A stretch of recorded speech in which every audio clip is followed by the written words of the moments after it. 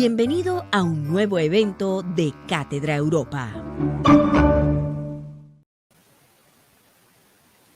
Muy buenas tardes a todos. En nombre de la 24ª edición de Cátedra Europa, les damos una muy cordial bienvenida al espacio de lectura Letras del Reino Unido, para el cual contamos con la especial participación de Luis Alberto Mayarino, de la Universidad del Norte, y Andrés Camero, de la Universidad del Atlántico. A continuación, nos dejamos con Andrea Chaverra, quien nos estará acompañando en esta sesión. Bienvenidos a todos. Hola, muy buenas tardes a todos. Qué gusto saludarlos. Mi nombre es Andrea Chaverra y hago parte de la Coordinación de Desarrollo Cultural y Artístico de Bienestar Universitario. Y así como lo decía Wendy, en esta tarde voy a estarles presentando a dos invitados maravillosos en este espacio titulado Letras del Reino Unido. Hoy la literatura es la gran protagonista y vamos a tener 2 horas en las que podremos conocer muchísimo más sobre esas letras que nos van a enamorar y que nos van a engalanar esta tarde de la Cátedra Europa 2021, en el que el gran invitado de honor es el Reino Unido. Quiero empezar por presentarles a dos personas que nos van a estar acompañando esta tarde y quiero que ustedes me permitan leer un poquito de lo que son estos dos invitados. Se trata de Luis Alberto Mayarino Beleño, que es un docente de escritura que se ha dedicado muchísimos años a las letras y por supuesto nos hace muy orgullosos decirles que él es docente universitario de nuestra alma mater de la Universidad del Norte y lidera un proyecto súper importante titulado Escritores Anónimos, que hace parte de Bienestar Universitario. Aprovechamos también para que conozcan todo lo que tiene que ver con literatura y para que por supuesto se inscriban. Además, en esta tarde de lectura va a estar acompañado de Andrés Camero Bajaire. Él es filósofo, tiene un máster en estudios avanzados de literatura española y latinoamericana en la Universidad de Barcelona y actualmente es docente de la Universidad del Atlántico y por supuesto también ha dedicado toda una vida a la literatura, a las letras y hoy están con nosotros en esta tarde de Cátedra Europa, donde el arte, la cultura, la gastronomía, mejor dicho, todo va a estar presente. Adelante a nuestros invitados. Bienvenidos a este espacio que es para ustedes, también es para nuestros estudiantes de la Universidad del Norte y para todas las personas que están conectadas hoy en la Cátedra Europa. Profesores, buenas tardes.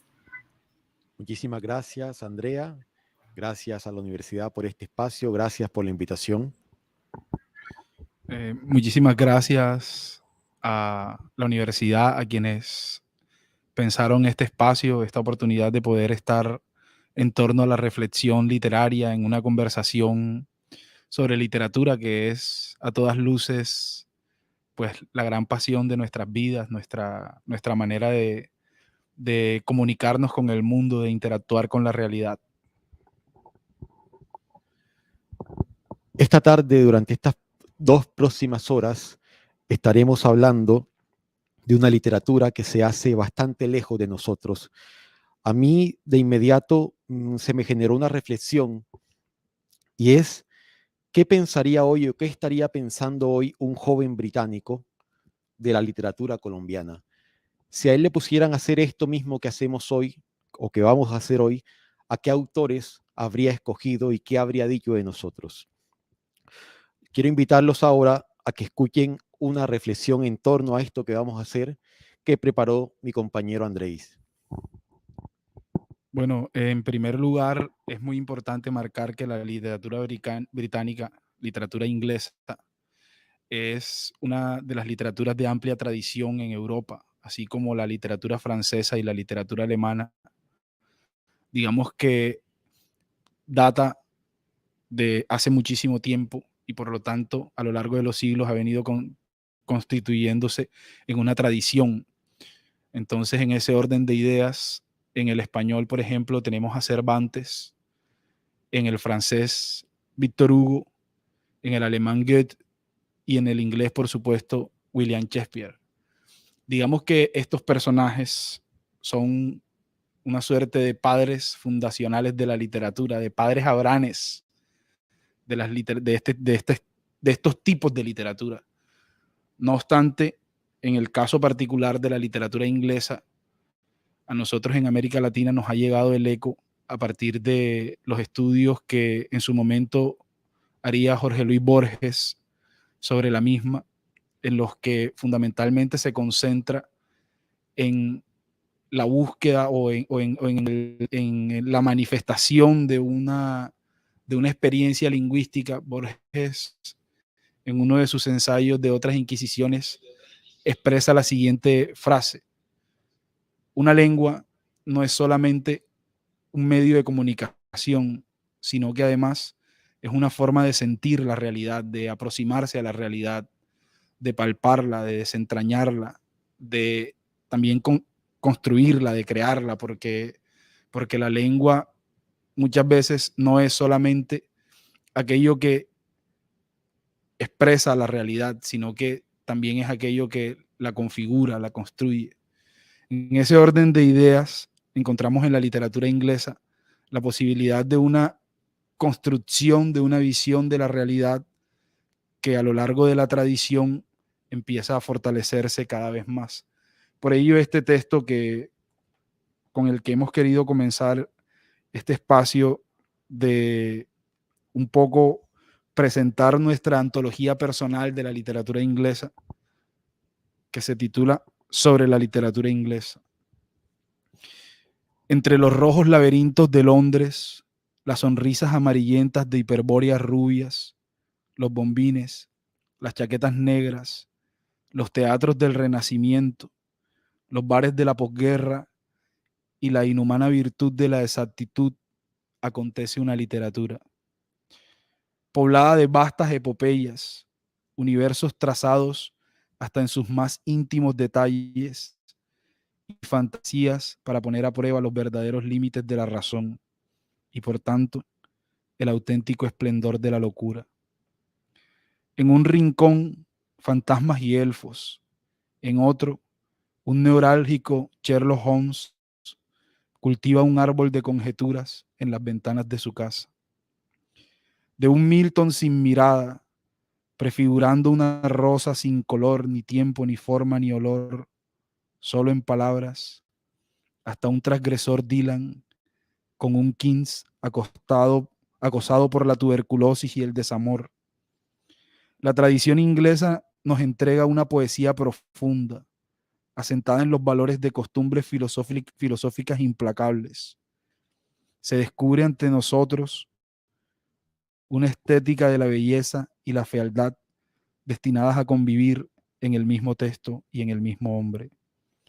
Puesto que lo mismo fueron capaces de construir un mundo entre susurros y poemas a media boca, como asidos de espantosos sufrimientos. Quizás en ellos se hace visible el lugar común. No hay arte sin dolor, no hay belleza sin sufrimiento. El poeta, inútil a todo tipo de estructura social, es además absolutamente imprescindible. Gracias, Andrés. A mí también me llama la atención las fronteras reales o imaginarias que solemos ponerle a la literatura, y ojalá podamos reflexionar más adelante sobre eso. Es más allá del idioma, ¿qué es eso que llamamos literatura británica? ¿Qué es la literatura latinoamericana? ¿Será que es que sienten distinto a nosotros? ¿Será que es que sus planteamientos son otros? ¿O que simplemente estamos inventando fronteras que son más bien políticas, más políticas que literarias? Cabe resaltar también que la antología que vamos a presentar es, como toda antología, totalmente arbitraria, y muchos autores quedarán por fuera, y hace parte de los gustos siempre del antologador en estos casos, en este caso de nosotros. Agradecemos que nos ayuden a compartir ahora la presentación para mostrarles. Tratamos de organizar a los autores en orden cronológico. Ahí está, Ayala. Por favor, la siguiente. Bien, empezaríamos con John Milton. Sí, como ya habíamos dicho, encontramos en América Latina, en Jorge Luis Borges, un híbrido representante de la literatura inglesa, por decirlo de alguna manera, puesto que Borges, en primer lugar, su primera relación con la literatura fue a través de la literatura inglesa, específicamente a través de Chesterton, de Stevenson, de este personaje John Milton en particular con el que Borges comparte muchísimo de su accidentada vida, y hay una equivalencia de acontecimientos entre la vida de Borges y la vida de este personaje, que ahora que leamos los poemas y revisemos a detalle algunos aspectos de la misma, nos daremos cuenta. En tal caso, de Borges nos llegan esos primeros ecos de la literatura inglesa entre nosotros. De hecho, en su tiempo, Borges este fue uno de los motivos por el cual fue considerado pedante y arrogante, porque mientras todos los escritores en América Latina leían con pasión a los franceses, a los surrealistas, a los románticos, a los realistas como Stendhal y por supuesto a los grandes poetas filosóficos alemanes, a Borges le interesaba más la literatura inglesa. No en vano fueron 20 años consecutivos de dictar la cátedra de literatura inglesa en la Universidad de Buenos Aires, y una vasta expresión poética sobre lo que significaron los poetas ingleses dentro de la misma literatura borgiana. A propósito de esto, este texto que escribe él mismo y que aparece en uno de sus poemarios, su poesía completa específicamente, sobre Milton, el personaje de quien hablamos en este momento. Este poema se titula Una rosa y Milton. De las generaciones de las rosas que en el fondo del tiempo se han perdido, quiero que una se salve del olvido, una sin marca o signo entre las cosas que fueron. El destino me depara este don de nombrar por primera vez esa flor silenciosa, la postrera rosa que Milton acercó a su cara sin verla. Oh, tu bermeja o amarilla, o blanca rosa de un jardín borrado, deja mágicamente tu pasado inmemorial, y en este verso brilla oro, sangre o marfil tenebrosa, como en su mano invisible rosa. Muy particular que Borges en otro poema haya dicho, hablando del destino que lo ha prodigado, de la claridad de los libros y la noche de la ceguera, y que compartiera este mismo destino con Milton, porque John Milton, al igual que Borges, progresivamente fue perdiendo la vista hasta terminar siendo completamente ciego, un hombre de formación, en primer lugar, religiosa, que a lo largo de su vida, así como perdió la vista, también fue perdiendo un poco esa oscura cercanía con el cristianismo. En ese orden de ideas, Milton escribe este poema, que es su obra célebre, que se titula El paraíso perdido. Es un poema largo, poema acostumbrado de la época post-renacentista.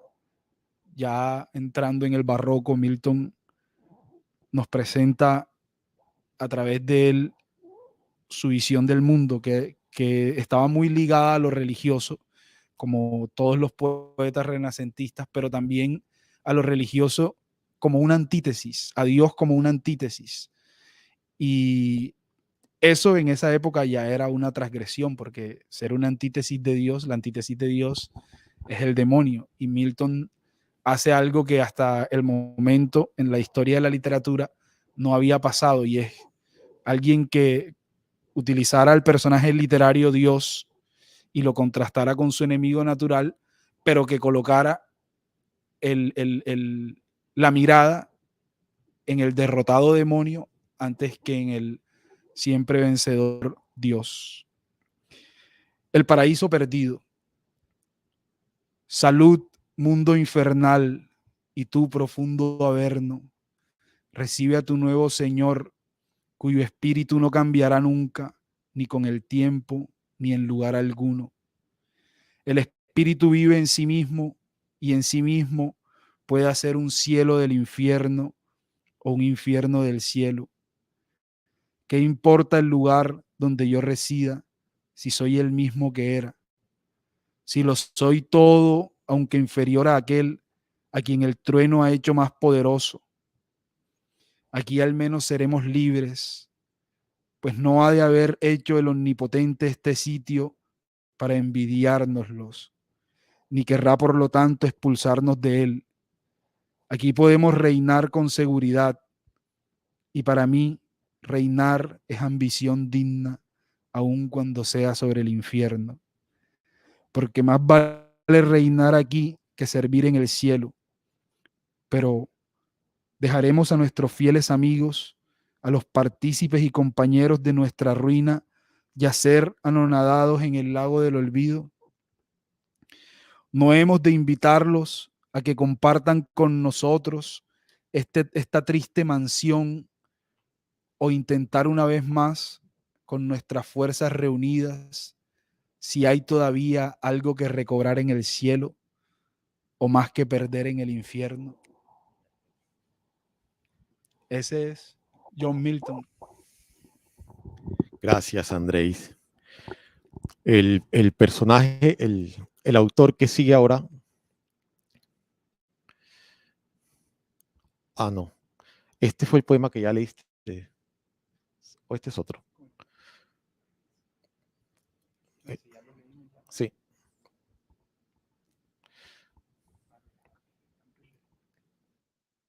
Ya, ¿no? Sí. ¿Y eso?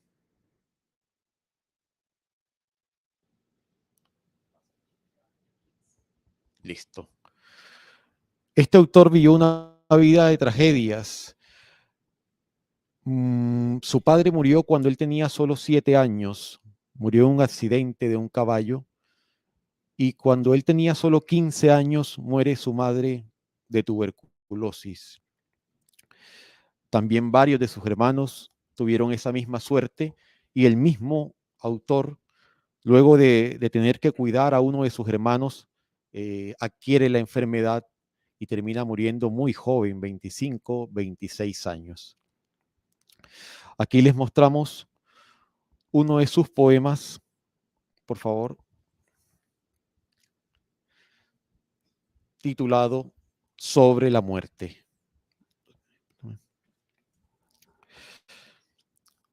¿Puede la muerte estar dormida si la vida es solo un sueño y las escenas de dicha pasan como un fantasma?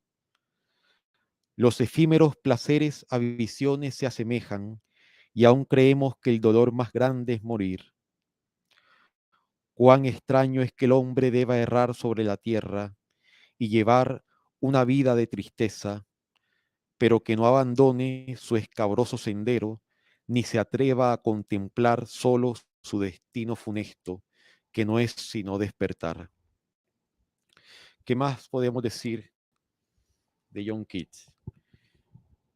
Sí, se trata de un personaje profundamente atormentado, aparte y por lo tanto, por demás fascinante, porque la poesía siempre nos ha brindado este tipo de figuras que de manera simultánea con su espectacular obra, con su apabullante talento, aparece una vida cargada de profundos hierros, de profundas equivocaciones, de continuos sufrimientos, de dolores implacables, y John King paga de alguna manera por el precio de su talento. Yo siempre lo he considerado de esa manera, que el poeta paga por el precio de su talento, y no solamente paga él, sino que hace pagar a los de su entorno. Sí, porque ese también es el asunto. En el caso particular de este personaje y su relación no solo con la enfermedad de la tuberculosis, sino con la enfermedad del desamor, porque ni entre las prostitutas lo querían. Era una cosa muy particular. Él habla en su obra de una poética del sufrimiento, del rechazo, del abandono, de la desventura. Y a lo largo de su vida, uno de los acontecimientos más célebres es que fue dejado a punto del altar, a días del altar, por una mujer que meses después estuvo casada con un carnicero y tiempo después volvió a ensayar en el amor y lo mismo pasó. Aparte de todas estas frustrantes desventuras está el hecho de una muerte temprana, de cualquier cantidad de cosas por vivir, de cosas por experimentar. Y por supuesto, al lado de Milton constituyen como dos piernas, así sea una tuberculosa y otra ciega, de lo que va a ser la gran literatura inglesa. Porque ambos de alguna manera conforman grandes estatuas y grandes lugares de este pensamiento y de esta tradición poética. A propósito de las tradiciones poéticas y los pensamientos y de la poesía y el sufrimiento, José Emilio Pacheco tenía un verso muy particular, de esos versos punzantes y sencillos de él. En la poesía no hay final feliz, Mayarino. No hay final feliz en la poesía. Entonces, ya para cerrar con, digamos, este primer periodo en el que pudieron estar otros, sin duda, ya Mayarino lo mencionaba, esto no es un manual, sino que es nuestra aproximación a un tipo de literatura. Terminamos con un texto también de Milton a propósito sobre su condición de ceguera. Se titula, también es un fragmento de El Paraíso Perdido, pero este en particular es sobre la ceguera. Con los años vuelven las estaciones, pero el día no vuelve nunca para mí. No veo ya los gratos crepúsculos de la mañana y de la tarde, ni la flor de la primavera, ni la rosa del verano, ni los rebaños, ni la faz divina del hombre. Tan solo me rodean nubes y tinieblas que nunca se disipan. Separado de las agradables sendas que frecuentaban los humanos, el libro de los hermosos conocimientos tan solo me ofrece un blanco universal en donde están borradas para mí las obras de la naturaleza. La sabiduría encuentra totalmente cerrada en mí una de sus entradas. Ahí está la expresión de alguien que sufre y la expresión de alguien que de antemano nos está planteando una estética detallada, específica, una estética cargada de pequeñas misturas, de pequeños relieves, que es lo que hace de esta primera poesía inglesa, o desde el punto desde donde nosotros quisimos partir, porque también pudimos haber partido desde Shakespeare, que escribía también poemas, pero Milton y Keats, que nos presentan desde su experiencia vital nefasta, desde su experiencia vital que siempre estuvo acompañada de un remar casi que sin saber por qué, en el caso de uno breve, en el caso de otro un poco más larga, pero en ambos casos nos presentan una reflexión del mundo que está visto desde adentro, incluso del mundo que alguna vez fue visto y que ya no está, en el caso de Milton, porque entre otras cosas yo creería que es hartamente mucho más distinto haber nacido ciego que haber nacido viendo y progresivamente al final de la vida ser ciego. Esto conforta quizás una manera del sufrimiento un poco más especial. Entonces aquí encontramos en estos dos poetas como la inscripción con sangre de lo que va a ser después toda una tradición poética que en mi caso va a derivar, o desde mi perspectiva, va a derivar en lo que a finales a mediados del siglo XX y a principios también se conoció como ya después el movimiento musical del rock, porque toda esta tradición inglesa deriva después en la fundación de una música específica, que es pues el rock. Vamos entonces ahora con... Es inevitable quedarse pensando en el asunto de las desgracias y de cómo están ligadas al arte. Y recordaba a un poeta muy cercano aquí mismo en Soledad, Gabriel, se me va el apellido ahora, el autor de La Gran Miseria Humana. Este hombre tuvo lepra y por eso su familia tenía que tenerlo apartado, su propia familia encerrado siempre. Y el único amor que tuvo, tenía que leer sus cartas, sus poemas con guantes y tenía que quemarlos con asco por miedo a la lepra. Eso tuvo que vivir hasta el día de su muerte, pero dejó algunos poemas bastante interesantes. Lejos de Inglaterra, aquí cerquita, en Soledad.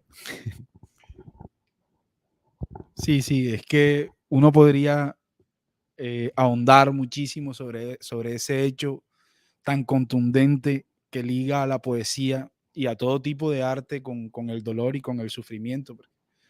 Eh, Incluso muchos intelectuales y muchos académicos estudiosos sobre el tema de la creatividad lo vinculan muy estrechamente a ese asunto del padecimiento, de la carencia. Vargas Llosa en alguna oportunidad decía: a mí no me gusta el mundo como es, y como no me gusta como es, porque lo sufro, porque me duele, yo trato entonces de prefigurarme otro. Eso es lo que hace la literatura y eso es lo que hace el artista en general.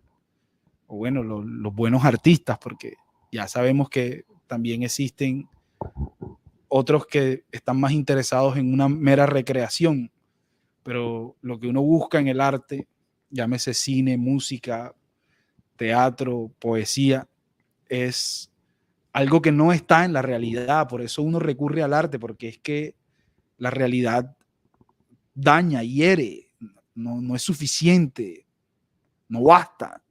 Entonces, por lo tanto, hay que apelar a la creación. Sí, Henry Miller también decía que él escribía únicamente para expulsar, para extirpar la acumulación de vida falsa, y que si él pudiera vivir a plenitud y si pudiera vivir la vida como cree que debe ser vivida, jamás se le ocurriría poner una sola letra sobre un papel.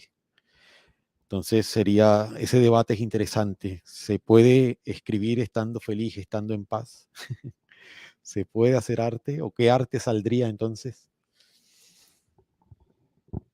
Quizás saldría, no sé, ¿cómo es que? Un alquimista o algo así. Bien, con el siguiente autor no deja de ser distinto el asunto. Vamos a... Les comento algo en particular sobre la selección.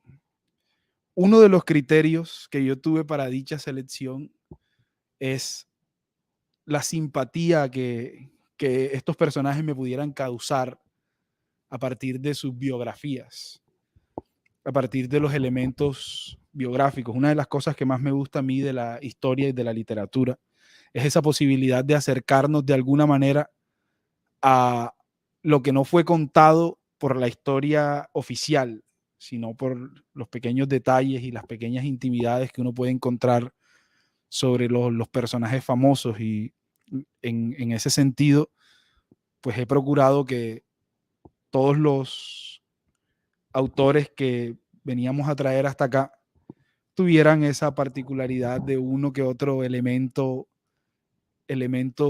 discordante dentro de su vida, que es como de alguna manera el requisito para ser artista, porque quizás nadie en su sano juicio optaría por el arte ¿sí? Es mejor ser, no sé, corredor de bolsa en Nueva York, o futbolista, o dedicarse a la política, o a cualquiera de estos, o ser influencer. Es mucho mejor ser influencer que ser artista. Sin embargo, en el pleno siglo XXI, sé de mucha gente que, no sé si con conocimiento completo de la cuestión, opta por una vida de artista.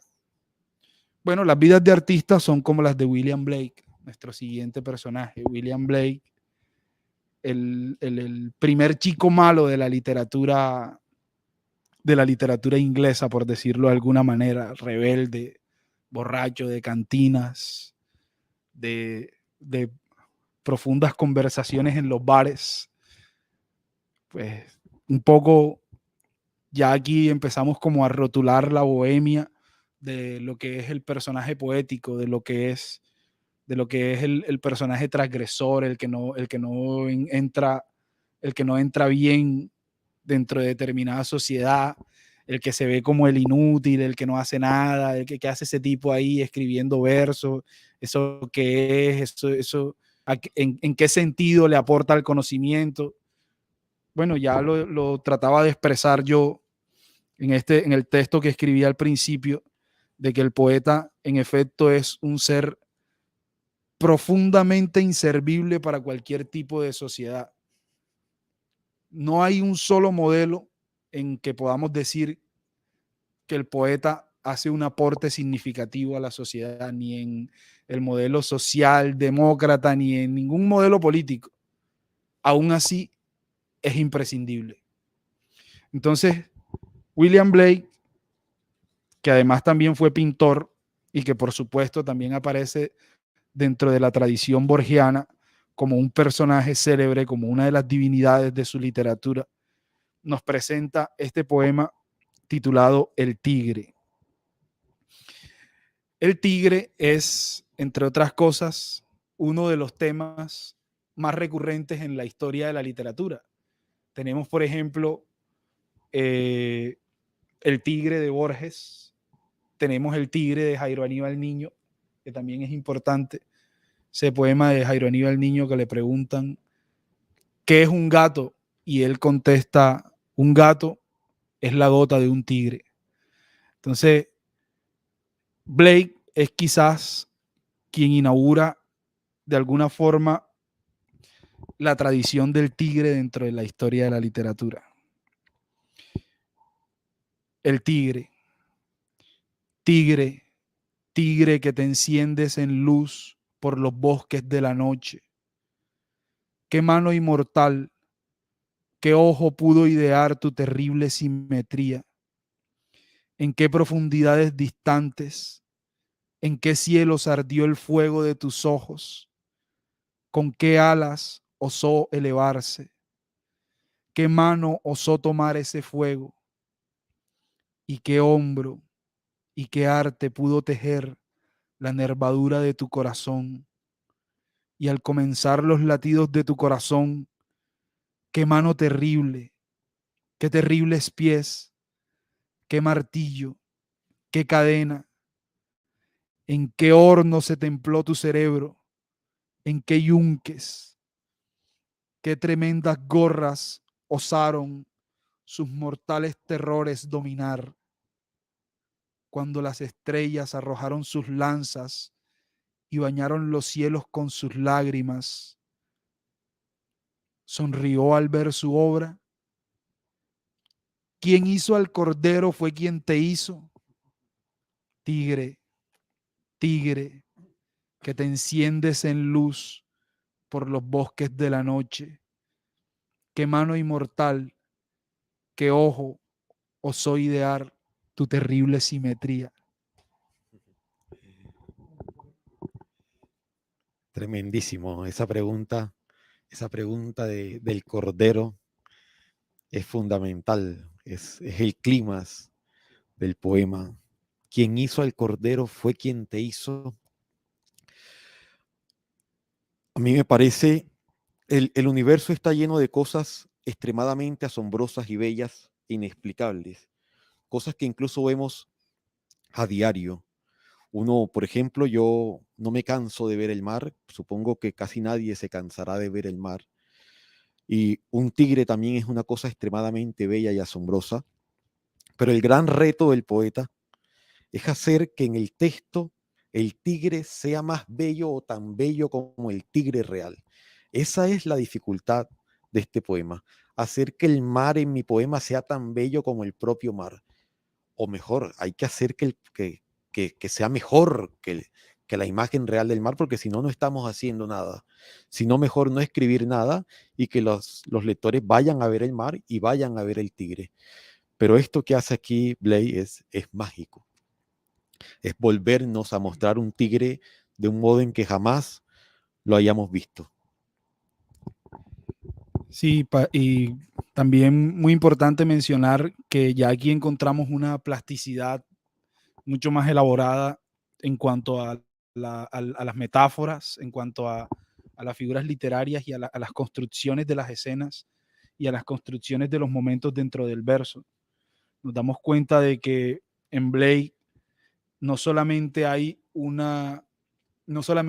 verbo pronunciado, sino que además hay una estética de la imaginación que puede ir navegando a través del poema. Por ejemplo, cuando dice: cuando las estrellas arrojaron sus lanzas y bañaron los cielos con sus lágrimas. Es una manera de simbolizar de alguna forma el acto creador de un supuesto Dios, creador del universo, en la constitución final del tigre, pero es hacerlo de una manera distinta. Es decir, el lugar común es decir, Dios creó los cielos y la tierra. Pero cuando Blay escribe que las estrellas arrojaron sus lanzas y bañaron los cielos con sus lágrimas, las estrellas tienen lágrimas en Blake. Eso ya es otra dimensión de las cosas, porque a todos les pregunto con toda sinceridad, quienes nos escuchan, y a ti mismo, que gran poeta de nuestra literatura latinoamericana, ¿a quién se le hubiese ocurrido y de qué manera se le hubiese ocurrido a cualquier mortal que las estrellas lloraran? O sea, ¿cómo alguien piensa en un cielo poblado de lágrimas a partir de las estrellas? Porque, ojo, vincular el llanto a la lluvia, digamos que es un poco más terrenal. Eso lo podría hacer cualquiera. Eso lo podría hacer cualquiera, que hasta lo podría hacer yo. Pero otra cosa es decir que las lágrimas de las estrellas son de fuego y que las lágrimas del cielo son de fuego y que vienen de las estrellas. Esto definitivamente nos está confrontando frente a un poeta que en su literatura no solamente le está hablando a nuestro sentido de la interpretación o a nuestro conocimiento, sino que nos está invitando a palpar, que es lo importante a todas luces del acto estético, que no solamente está ligado a uno de los sentidos, sino que está ligado a todos los sentidos, a palpar las lágrimas. Y además de eso, también ya aquí apareciendo con lo que después Henry James va a llamar la vuelta de tuercas, porque al preguntarse sobre la relación entre el creador del cordero y el creador del tigre, ya nos está proponiendo, nos está colocando, nos está abriendo otra puerta de la realidad, que es lo que uno busca de la poesía. Claro, es una pregunta que cabe y es una pregunta que uno podría recrearla en muchos otros aspectos de la vida. Por ejemplo, ¿cómo es posible que el mismo creador de no sé, de un poeta como Blake sea también el mismo creador de un asesino como el recién capturado Otoniel, por decirlo de alguna manera? O sea, es de alguna forma colocar otra vez el dedo en la llaga y en la pregunta correcta. que es la de confrontar continuamente al ser humano para abrir otras puertas. Ojo, aquí no hay ninguna intención ni de mejorar moralmente, ni de mejorar políticamente. No, no, no. Aquí hay una clara intención simplemente de eso, de que la poesía sea cualquier cantidad de ventanas a cualquier cantidad de mundos posibles. De alguna manera, Blake también toca el tema de la perfección y de la sincronía del universo. Todo está sincronizado de una manera extremadamente asombrosa. En el mar, por ejemplo, una sola especie que se incluya o una especie que se retire y puedes afectar un ecosistema completo. Sobre eso que decías del mismo creador de las cosas buenas, entre comillas, es también creador de las cosas perversas. Yo siempre me he puesto me he hecho la pregunta de en qué instante un niño inocente, en qué momento un niño inocente se convierte, por ejemplo, en el jefe de una masacre. En qué momento el niño que no sabía ni siquiera hablar se transforma en un monstruo. Sería bueno también hacer esa reflexión para el final. Bien, después del plástico Blake, pasamos a otro personaje de tradición inglesa, también ha sido habitante de la noche por el insomnio y el alcohol, por supuesto, y por supuesto también ha sido habitante y visitante de lugares donde la poesía acontece con mayor facilidad, que son por supuesto estos lugares siempre menos particulares, o más particulares, perdón, estos lugares peculiares como la poesía que acontece a los pies de un cementerio, o la poesía que acontece en la luz amarillenta de, de una taberna que recién abre. Este personaje, primero de la realeza que se dedica a la poesía, o destacado de la realeza que se dedica a la poesía, es Lord Byron, un poeta que por su relación con la corona fue siempre cuestionado, porque cómo es posible que un miembro de la corona, con todo lo que ello implica, ser miembro de la corona, ser un lord de Inglaterra, esté vinculado a un arte que está a su vez vinculada a una vida licenciosa como la poesía. Ese es Lord Byron, un personaje de contrastes, un personaje de que prefigura para sí una moral distinta a la moral religiosa europea, un personaje que en su obra nos habla muchísimo del amor truncado, de la naturaleza como lugar de expiación de los pecados. Habla muchísimo del tema de los pecados, pero también en un sentido como de ironía, de burlarse un poco de todo este sentido moral que le da a la vida el vivir vinculado a el acto religioso. Entonces se trata de Lord Byron. Este poema que vamos a leer de él lleva por título No volveremos a vagar. Nada más con ese título ya uno sabe a qué se va a enfrentar.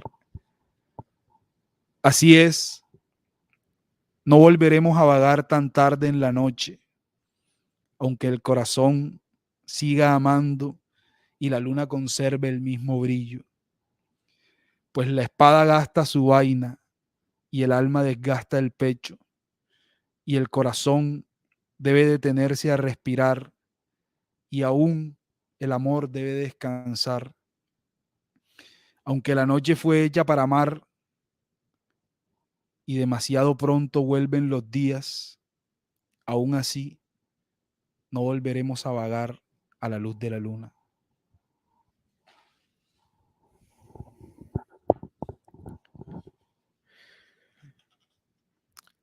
Me hiciste recordar a un amigo poeta chileno que siempre ha dicho que se siente discriminado en el mundo de la poesía por sus orígenes económicos. Afirma incluso que le han sido negados premios e invitaciones. Y esto tiene un poco que ver con lo que comentábamos al principio de las desgracias y el arte. ¿Será que por el hecho de haber nacido en un mundo de privilegios, tenemos que rechazar entonces a esos poetas? Si no han sufrido, ¿habría que rechazarlos? Otra reflexión que dejo en el aire. Sí, muy interesante definitivamente porque, claro, nos presenta también las excepciones que confirman la regla. Finalmente,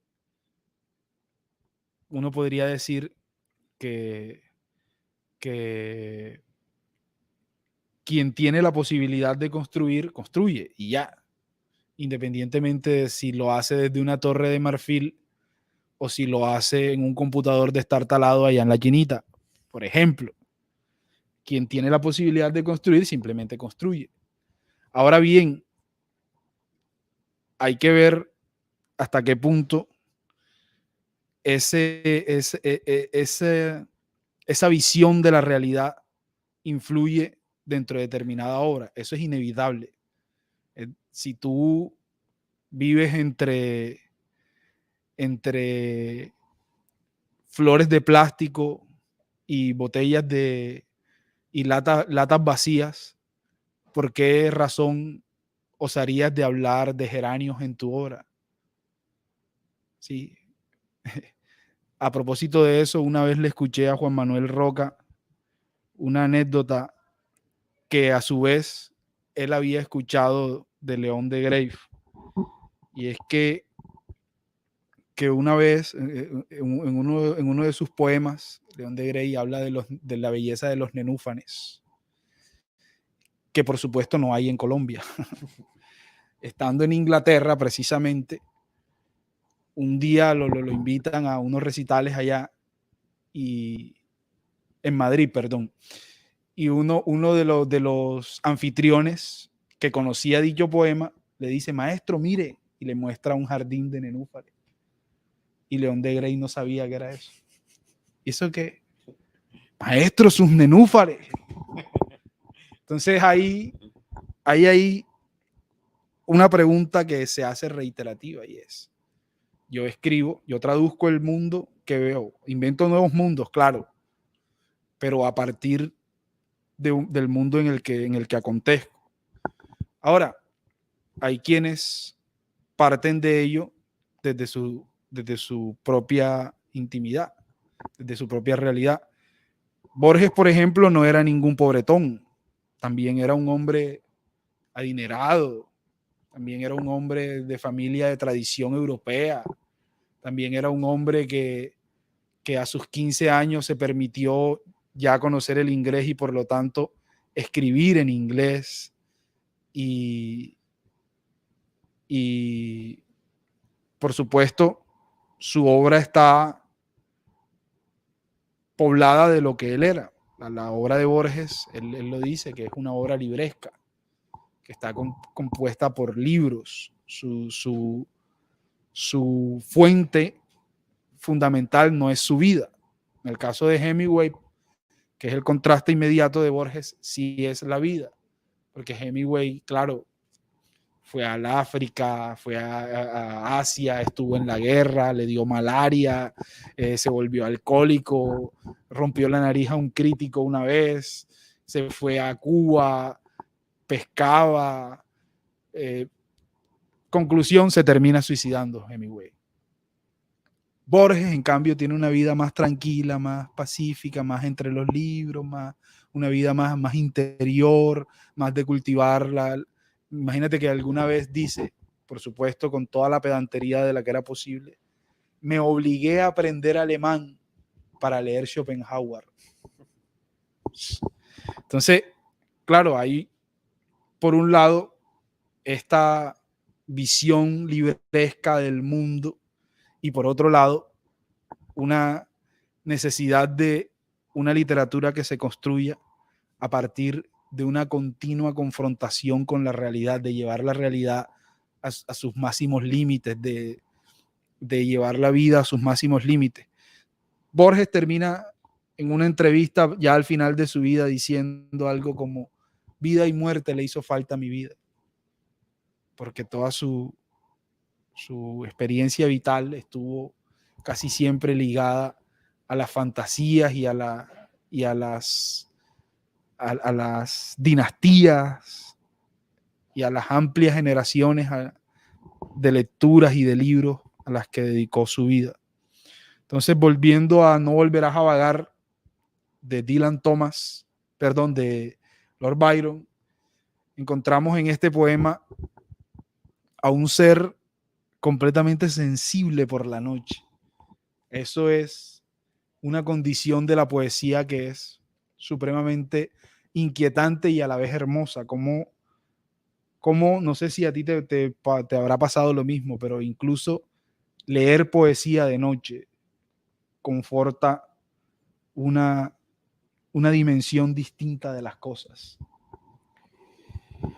Sí, decía también Julio Ramón Ribeiro que uno podría creer que el día es el mejor momento para ver el mundo, para ver las cosas, y él dice en alguna de sus reflexiones que eso es falso y que la noche muchas veces es el mejor instante para observar el mundo. Me coincido contigo en tu reflexión sobre lo que hablábamos ahorita de los poetas. Yo creo que el asunto empieza a cojear cuando empieza a falsearse la literatura y cuando el autor, que vive en un mundo de privilegios, empieza a querer abordar temas que en realidad no siente y que en realidad no lo conmueven y que solo lo hace como por tratar de encajar. Es lo mismo que pasaría si un autor de un barrio del sur tratara de narrar un cuento dentro de un castillo, qué sé yo. Difícilmente podría salirle algo verosímil porque no conocen ese mundo, ni el uno ni el otro conoce el mundo del otro.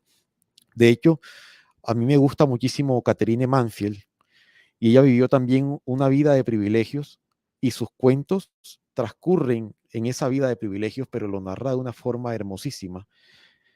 Es lo que hubiera pasado, por ejemplo, si Borges hubiese intentado escribir los cuentos de Rulfo.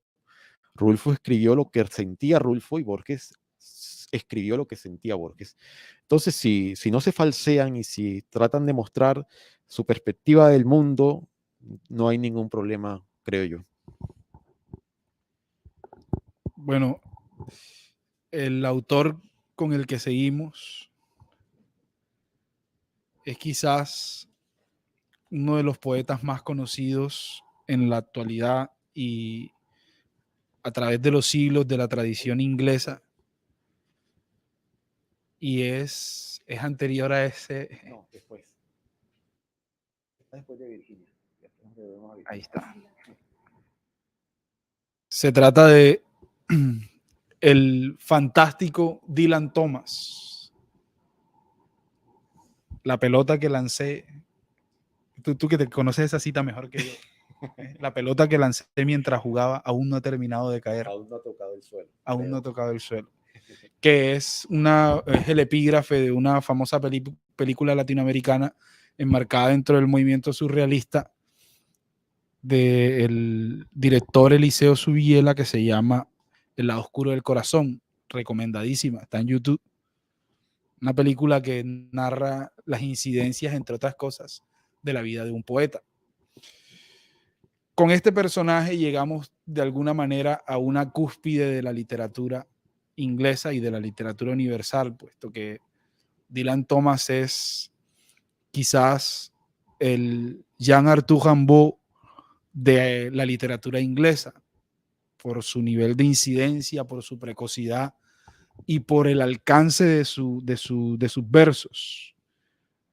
Se dice que gran parte de la obra de muchos autores contemporáneos, incluso nobles autores contemporáneos, está inicialmente afirmada en Dylan. De hecho, el autor que ustedes vieron en pantalla, que es el que sigue, es Virginia Woolf.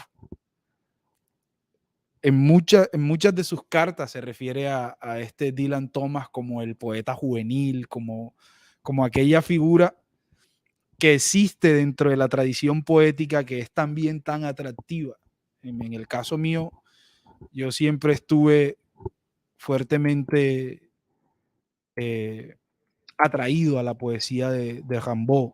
De hecho, por ejemplo, Roberto Bolaños alguna vez diría que para él solamente han existido dos poetas en la historia. Uno es Rimbaud y otro es Lautréamont. Por esa manera de vivir la vida que excede a la obra. O sea, la obra pasa del papel a la realidad, que es la vida de los poetas, esas vidas aventureras, transgresoras, esas vidas desmesuradas, esas vidas que un día pueden ser profundamente tristes y profundamente miserables, pero que al otro puede estar llena del glamour y del esplendor, que es lo que pasa, en efecto. Encontramos a un Baudelaire sublime en su poesía, con unas flores del mal absolutamente hermosas, con unos poemas, con el Albatros, por ejemplo, con una poesía que despliega sus alas de manera maravillosa y que hace que cualquiera experimente un estado de profunda excitación. Encontramos a ese Baudelaire, pero también encontramos a un Baudelaire perdido en un bar de cualquier calle de un París de los años de final del siglo XIX, perdón, a un Baudelaire alcohólico. Lo mismo pasa, por ejemplo, ya lo decía con Rimbaud, encontramos en él a un niño precoz que a los 14 años desarrolla una literatura supremamente sublime, con un poema como El barco ebrio, o con expresiones tales como: senté a la belleza en mis piernas, la encontré amarga y la injurié. O sea, imagínate ese nivel de alcance para un muchacho de 15, 16 años. Y en Inglaterra, por supuesto, encontramos a un Dylan Thomas, que también nos presenta una poesía desde la precocidad, una poesía del descubrimiento y una poesía del atrevimiento, un personaje que no le da miedo irse, que no le da miedo venir, que en este caso, en el caso de Dylan Thomas, es interesante porque es él quien deja plantada a una mujer en el altar y se escapa y huye, pierde la herencia y pierde el apoyo de su familia y se convierte en el repudio de la casa. Entonces, es este personaje que se da cuenta que su vínculo con el mundo no está en el vínculo con el mundo en el que viven los otros.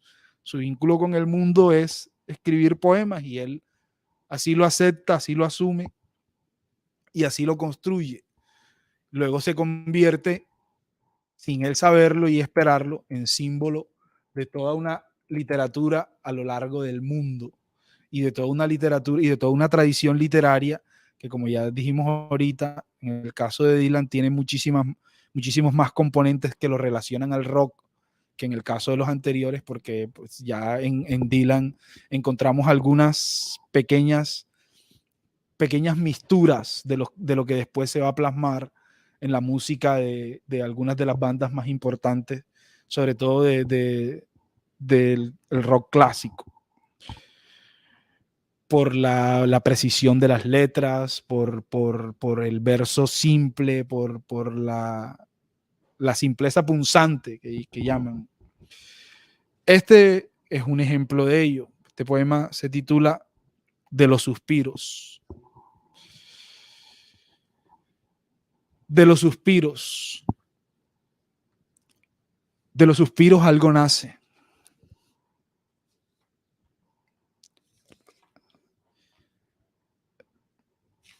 Vuelvo a repetir.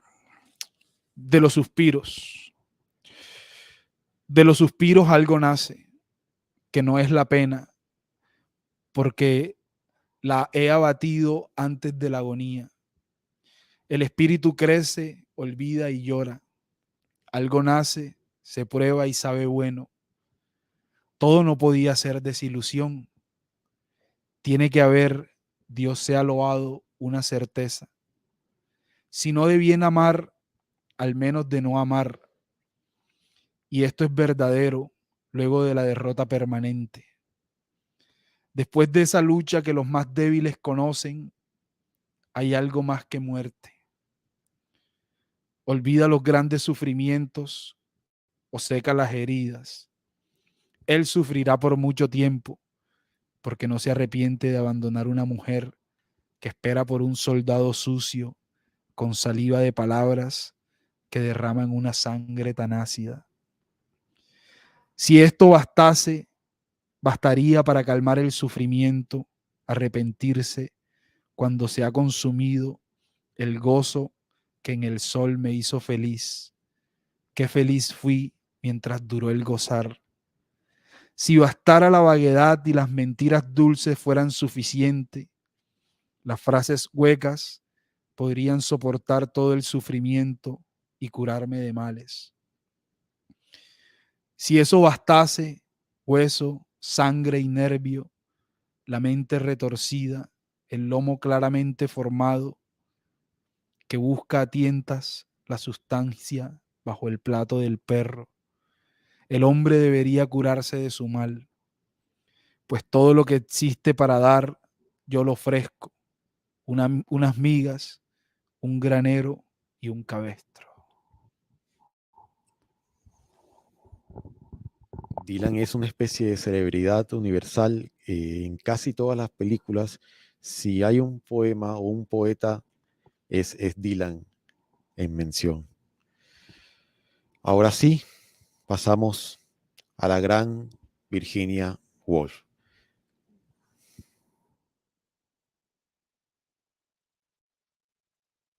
Gracias.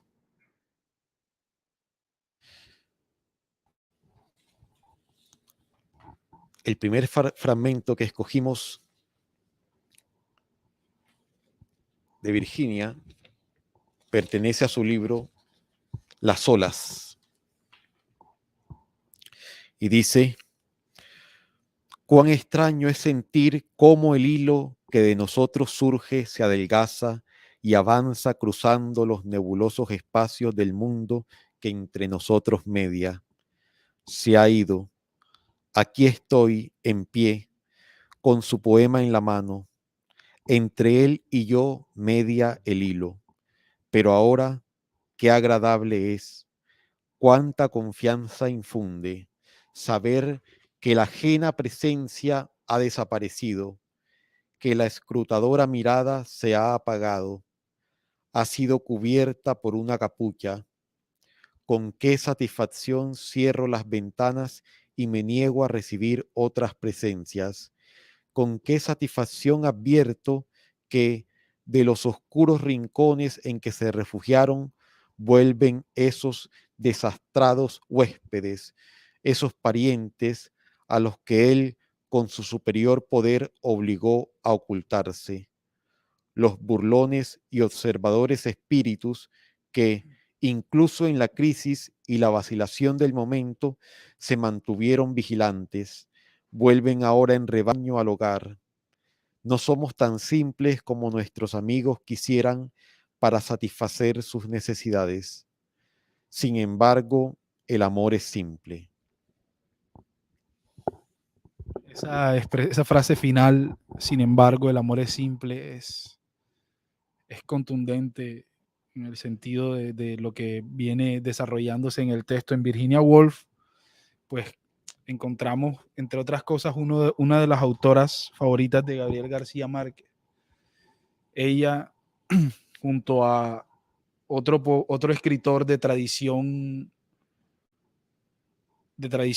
inglesa, irlandés, James Joyce, de alguna manera le presentan al mundo una técnica de narrar que se conoce como el monólogo interior o el torrente de pensamiento. Esto que después se va a hacer tan famoso en Faulkner, en su fuera de serie novela del ruido y la furia,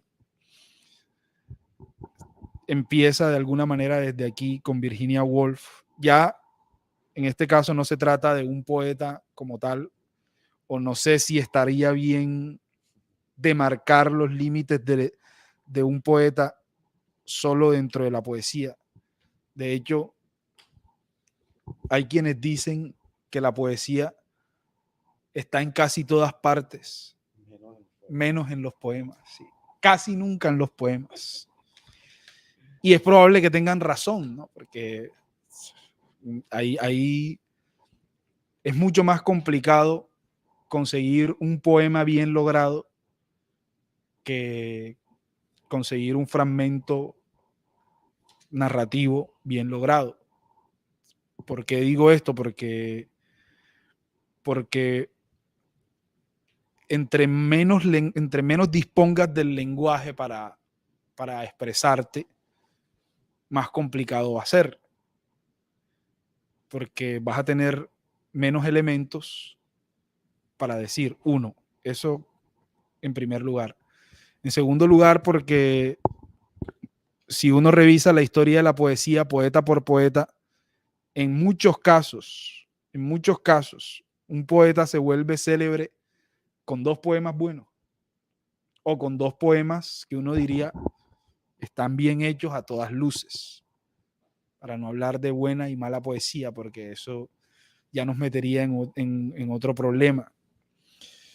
En el caso de los prosistas, de los narradores, como Virginia Woolf, la posibilidad de presentar situaciones le da a la obra un cierto toque de mayores posibilidades, de mayor cobertura frente a la realidad, de mayor incidencia.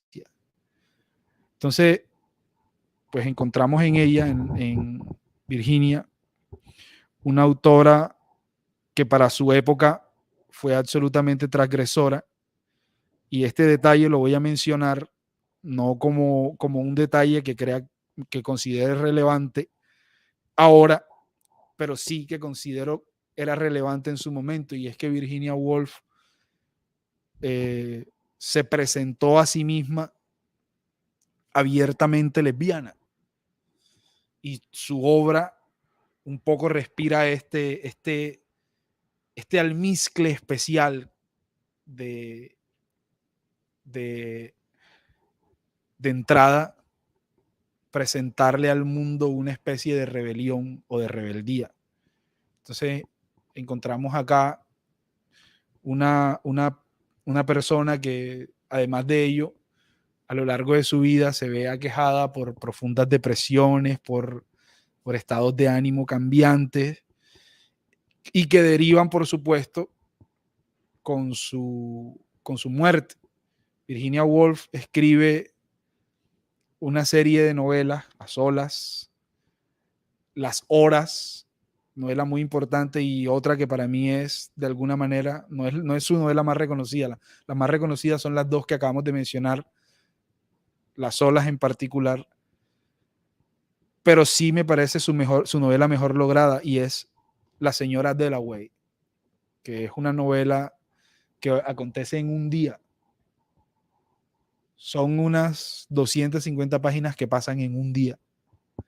Entonces, es un poco la construcción de todo un mundo interior.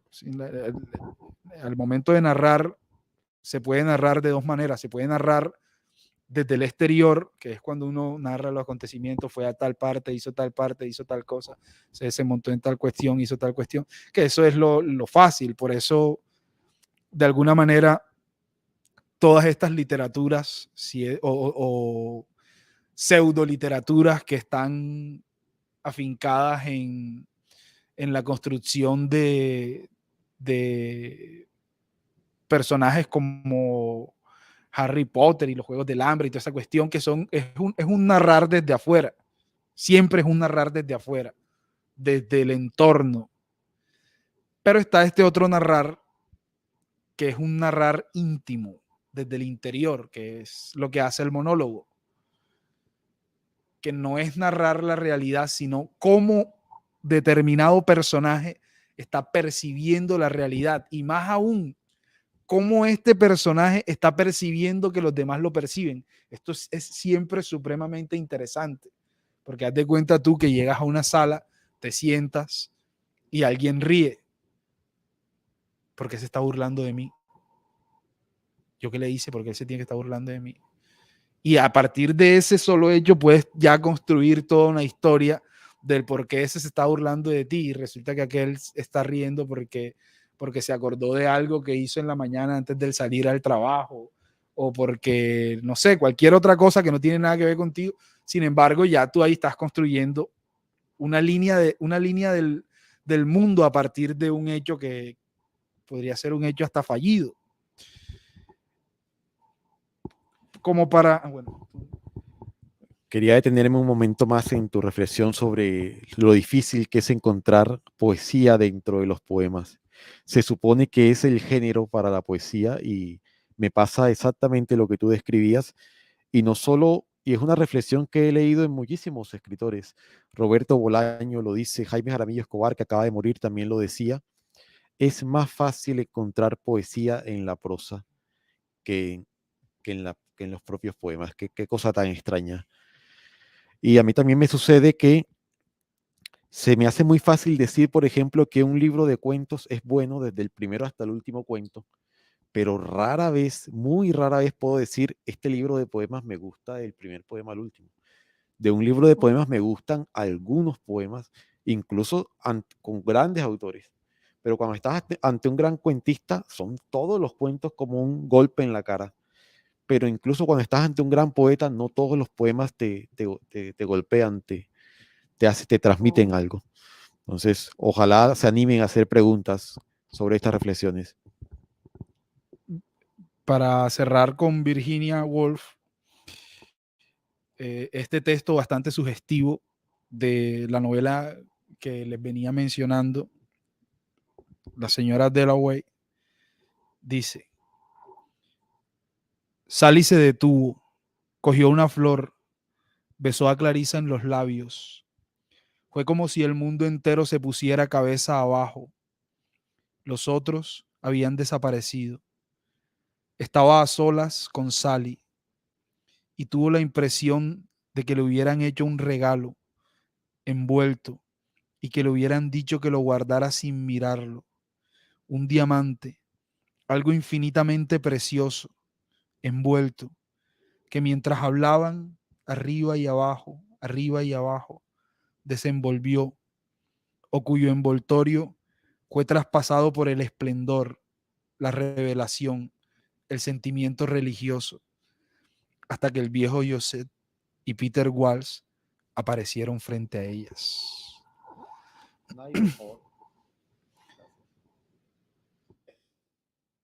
Entonces ahí encontramos la expresión lo que mencionábamos ahorita, de una poética supremamente sutil y bien llevada desde el acontecimiento. Claro, un acontecimiento de alguna forma transgresor que hace que la realidad, como venía desarrollándose hasta el momento, empiece a verse de otra manera. Es lo que tú decías del golpe en la cara. Es un poco eso, ¿no? Que es el gran secreto de la literatura y de lo que se aprovechan mayoritariamente los narradores, y es de esa famosa vuelta de tuercas, de esa famosa transgresión final que deja al espectador, al lector, en ese estado de a veces hasta de incomprensión. Pasa mucho con con autores como Cortázar. Pasa mucho, por supuesto, en esta novela, que es una novela que de principio a fin, a pesar de que sucede en un día y de que está poblada de todo un universo de personajes como si fuera la saga del Señor de los Anillos, una cosa impresionante. Todo un universo de personajes con sentimientos, sensaciones, expresiones, y no narrado en primera persona, salvo los monólogos, claro.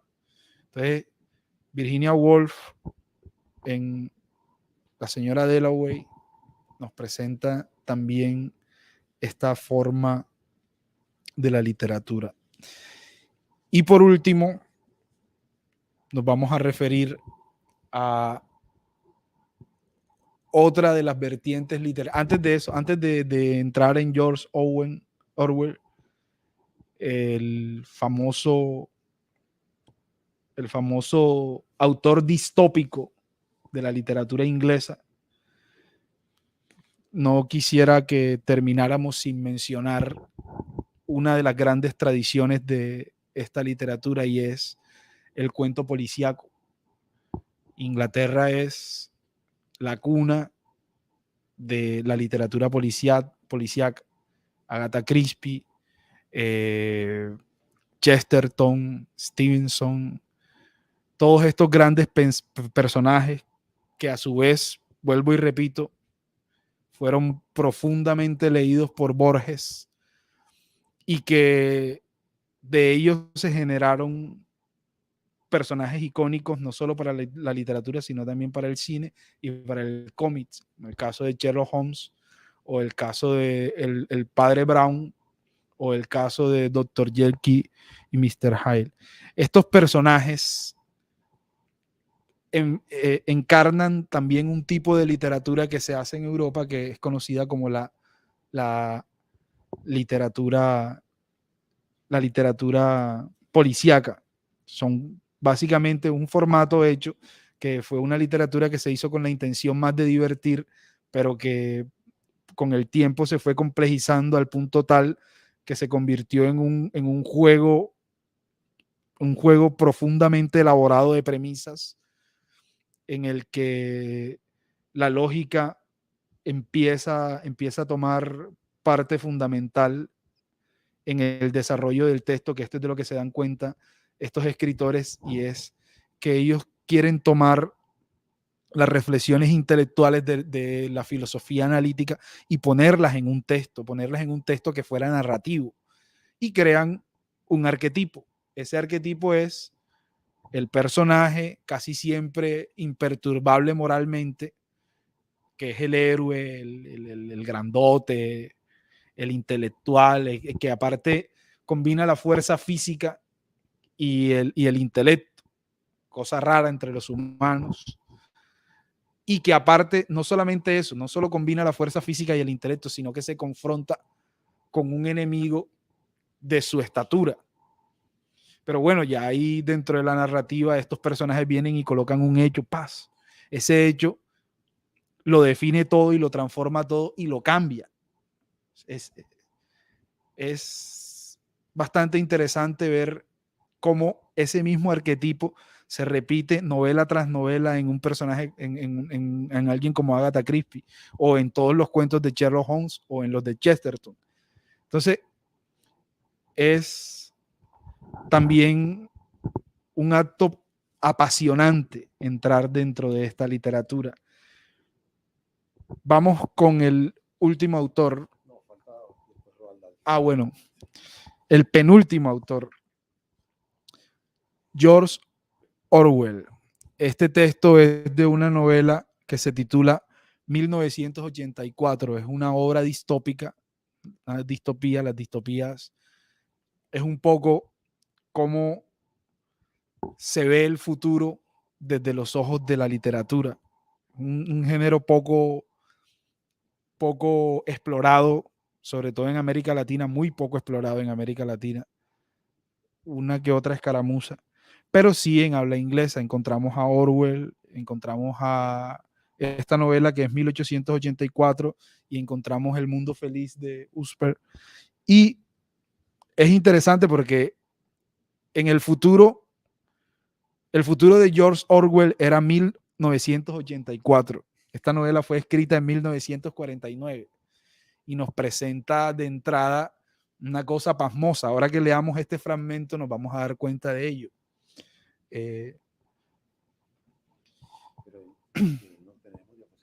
No. Bueno, yo lo leo, yo la leo. Todo lo contrario, dijo. Eres tú quien perdió su control y es por eso que estás aquí. No has tenido suficiente humildad y disciplina. Eludiste el acto de sumisión con el que hubieras adquirido cordura. Preferiste la locura de formar una minoría de uno. Debes persuadirte, Winston. Solo un espíritu que hace culto de la disciplina logra ver la realidad. ¿Tú crees que la realidad objetiva, externa, existe por sí misma? También supones que la naturaleza de la realidad se demuestra por sí misma. Te engañas suponiendo que ves algo, dando por cierto que los demás ven lo mismo que tú. Pero te aseguro, Winston, la realidad no es objetiva. Existe solo en el interior de la mente humana y en ningún otro espacio. Por supuesto que no en la mente individual, que comete errores y en todo caso perecerá rápidamente.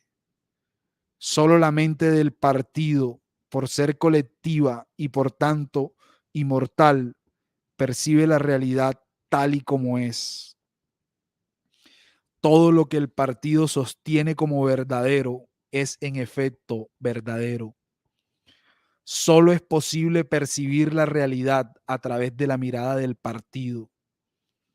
Este es el hecho que olvidaste y deberás aprender nuevamente, Winston. Será necesario un acto de purificación y autodestrucción, un esfuerzo de voluntad. Deberás humillar tu soberbia si deseas recobrar la cordura. ¿Cómo te parece? La distopía fundamentalmente consiste en prefigurar cómo será el futuro. Eso es lo que hace en esta novela este personaje, que es un visionario, porque uno lee el libro y se da cuenta de todas estas cosas y encuentra reflexiones como esta sobre los partidos políticos y sobre los totalitarismos y sobre todas las necesidades que hay, por ejemplo, ahora la dictadura que hay de que para ser políticamente correcto hay que pensar de determinada forma, y si tú te sales de esa forma, que es la forma políticamente correcta, vas a tener ahí a tus críticos personales que te van a ayudar de manera feroz a volver a las formas tradicionales o a las formas de lo que se supone debes pensar. Y es curioso que en un supuesto mundo en el que se promueven los valores de la libertad, eso sea tan así, sea tan escabroso presentar una opinión personal. Y aquí está, 1984, parece una, en vez de una novela, parece una carta que nos enviaron del futuro y que nos está presentando. 1984 podría ser perfectamente 2021. Sí, sucede también y eso facilita ser visionario, y es que el mundo se repite y se repite tantas veces, como en ese cuento de Borges, cuando, no sé si lo recuerdas, un microrrelato en el que un hombre muere acuchillado por su propio sobrino o su propio hijastro, y Borges dice que ese hombre que está muriendo no sabe que solo muere para repetir la historia, porque en la antigüedad un rey también había muerto acuchillado por un familiar. Bueno, y Reino Unido no solo es cuna de una especie de cuna de historias policíacas, sino que también hay muchísimos autores de literatura infantil, y por eso quisimos cerrar con uno de estos autores. De allá es Anthony Brown, muy famoso, y también tienen a Roald Dahl. Ahora sí, Navi, por favor. Seguramente han visto algunas de sus películas, han leído algunos de sus libros. Ahí. Matilda, Charlie, la fábrica de chocolate. Tiene unos cuentos, su literatura es muy juguetona y yo creo que cualquier persona puede disfrutarla, aunque él está escribiendo para niños, yo lo disfruto enormemente. Escogí de él un fragmento que yo comparto siempre en mis talleres de escritura creativa y tiene que ver con educar la sensibilidad, la percepción. Un artista es artista porque percibe el mundo de una manera especial, porque es capaz de ver la belleza del mundo y no solo eso, es capaz de encontrar belleza donde nadie había sospechado que había belleza y es capaz de encontrar belleza incluso en las cosas horrendas. Roald Dahl, en uno de sus libros que se llama Historias de mi infancia, cuenta una anécdota sobre su padre y de cómo su padre supuestamente inculcaba el sentido de la belleza en ellos. Ahora sí, Navi, por favor. Y con esto ya iríamos cerrando. Cada vez que mi madre se quedaba embarazada, esperaba hasta los 3 últimos meses de embarazo y entonces le anunciaba que debían comenzar los paseos esplendorosos. Estos paseos esplendorosos consistían en llevarla a sitios de gran belleza de paisaje y pasear con ella por espacio de más o menos 1 hora cada día, a fin de que absorbiese el esplendor del entorno. Su teoría era que si los ojos de una mujer encinta observaban constantemente la hermosura de la naturaleza, esta hermosura se transmitiría de alguna manera a la mente del hijo por nacer, y este sería luego un amante de las cosas bellas. Entonces, si nuestras madres no tuvieron paseos esplendorosos, estaríamos en un grave problema o tendríamos que recuperar el tiempo perdido. Aquí, no sé si tienes más comentarios, terminaría nuestra presentación. Quedaríamos atentos a las preguntas o comentarios de los que nos escuchan.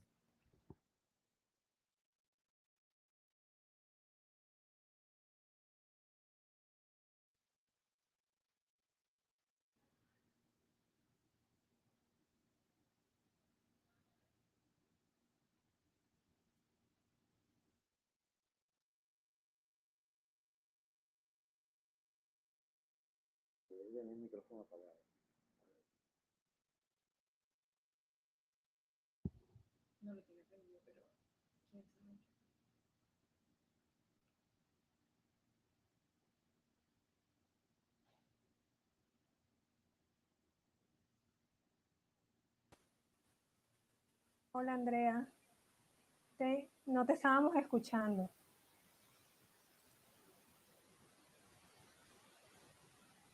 Hola. No, no te escuchamos.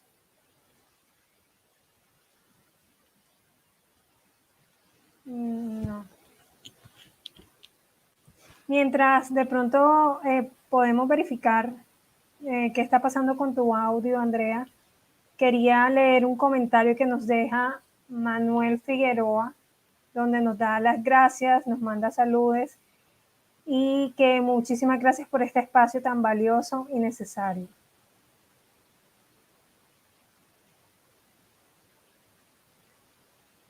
A los profesores, no sé si ellos quieran adicionar, comentar algo adicional.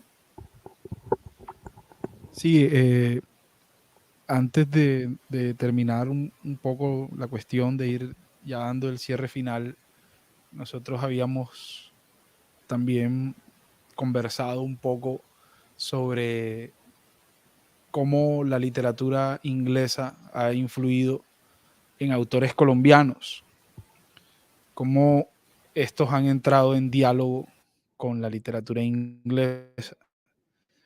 Y si bien podemos referirnos a muchísimos autores y a muchísimas construcciones, el mismo García Márquez, creo que tiene una deuda invaluable con la tradición inglesa, primero en Virginia Woolf y segundo en Faulkner, que si bien no es inglés, es americano, desarrolla una literatura también en esta lengua. Y Faulkner de alguna forma es el padre de, de todo lo que después va a constituir el realismo mágico y Macondo y todas estas construcciones que encuentran su eco o sus cimientos en un autor como Faulkner y especialmente, repito, en la novela del ruido y la furia. En ese orden de ideas, nosotros hemos pensado en este texto de un poeta colombiano, antioqueño, contemporáneo, queridísimo poeta Juan Manuel Roca. Y este texto lleva por título Una carta rumbo a Gales, a propósito del Reino Unido. Me pregunta usted, dulce señora, ¿qué veo en estos días a este lado del mar? Me habitan las calles de este país para usted desconocido. Estas calles donde pasear es hacer un largo viaje por la llaga, donde ir a limpiar luz es llenarse los ojos de vendas y murmullos. Me pregunta qué siento en estos días a este lado del mar. Un alfileteo en el cuerpo, la luz de un frenocomio que llega serena a entibiar las más profundas heridas, nacidas de un poblado de días incoloros. Y el sol, el viejo drogo que ha lamido estas heridas, porque sabe usted, dulce señora, es este país una confusión de calles y heridas. La entero usted. Aquí hay palmeras cantoras, pero también hay hombres torturados.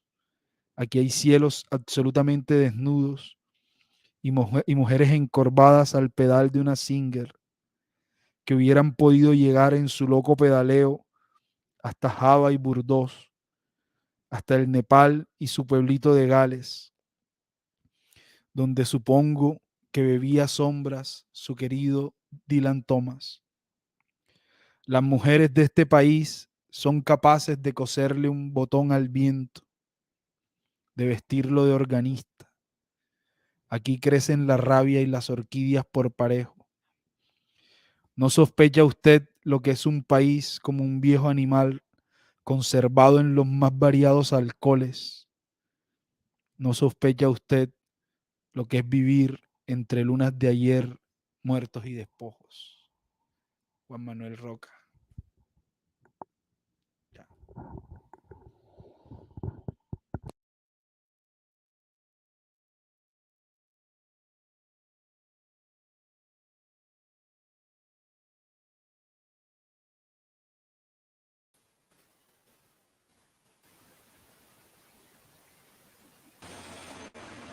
Profesores, muchísimas gracias. Espero que ya nos podamos estar escuchando.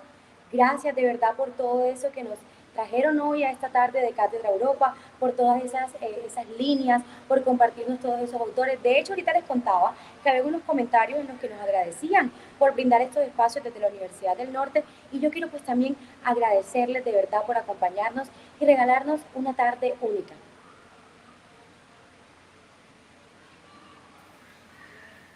Así es, Andrea. Agradecemos mucho a nuestros invitados por su especial participación y a todos los asistentes por acompañarnos en esta sesión de Cátedra Europa. También los invitamos a apoyar la formación de más jóvenes talentosos por medio de nuestra campaña Más Becas a través del botón de donaciones que se encuentra en la página principal de nuestra plataforma, y a seguir conectados a toda la programación de Cátedra Europa. Feliz noche a todos.